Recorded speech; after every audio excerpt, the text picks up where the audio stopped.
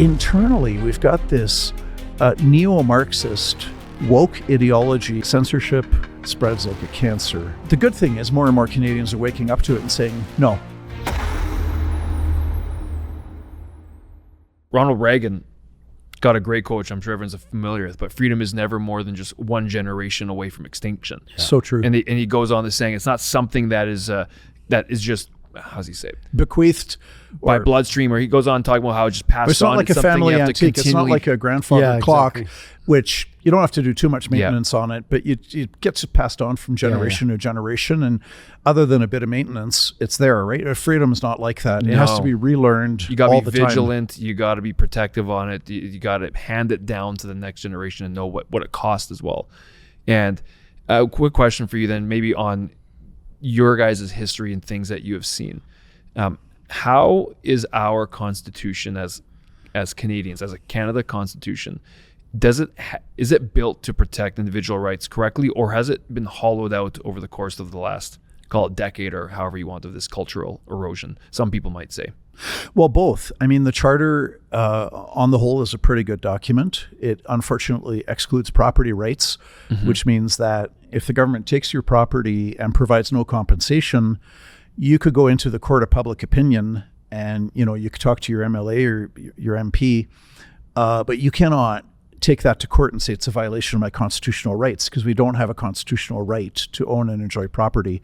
So that's a big problem with the Charter, and there's a few other problems here and there, but on the whole it's good. It says that governments can only violate our freedoms of conscience, religion, expression, association, peaceful assembly, travel, mobility, and so on, if they prove with cogent and persuasive evidence that the restriction on a freedom is demonstrably justified in a free and democratic society. Yeah. And if that test is properly applied, it gives a good degree of protection towards citizens. But what's happened with our courts under COVID, I wrote a book about it, Corrupted by Fear. Judges wrote the media narrative into their court rulings and did not hold the government to this high standard of saying, you must prove with cogent and persuasive evidence that these lockdown measures, which the government admitted were violations of our Charter freedoms, you have to prove that they are actually bringing about more good than harm. And governments didn't have, they had a lot of assertions, but they didn't have persuasive evidence. But the judges were, oh, well, it's a crisis. We should just let the government do whatever it wants, which is scary because, next thing you know, the government's going to say, well, there's a climate crisis. Well, they are saying that. So we got to take away your rights and freedoms to save the world from burning into a crisp. Yeah. And there's a real danger there. You're going to have judges that say, well, I'm not a scientist and the government knows what it's doing, which is completely contrary to the spirit of the Charter, where the judge is supposed to be skeptical towards any violation and hold the government to the standard where it says, well, we'll hear you out, but we're not necessarily going to rubber stamp your violations of Charter freedoms. Wow.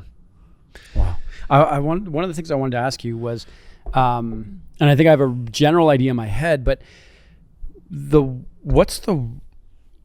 the people at home, I want to help make clear the role and the importance of these challenges that you guys do. And if there was no one doing these challenges, what would that mean, or what would we see if that were to not happen? Well, things would be worse than what they are now. Yeah. On lockdowns, we pushed back hard. We kept people encouraged. We had so many phone calls and emails from people who said, I thought I was going crazy because I was the only person in my place of work, or the only person at my church, or the only person in my family that sensed like there's something not right about this. I mean, you can't stop a virus from spreading. And, the death stats show it was not, it was only a tiny fraction of what how bad they said it would be. And the virus spread everywhere anyways, right? We had lockdowns and the virus still spread everywhere. So people sensed there was something wrong with this. Yeah.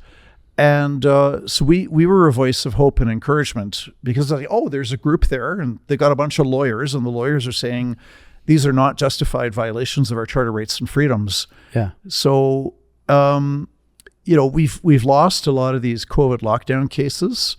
We've had a few victories here and there, but I think if there had not been the pushback, things would have been a lot worse.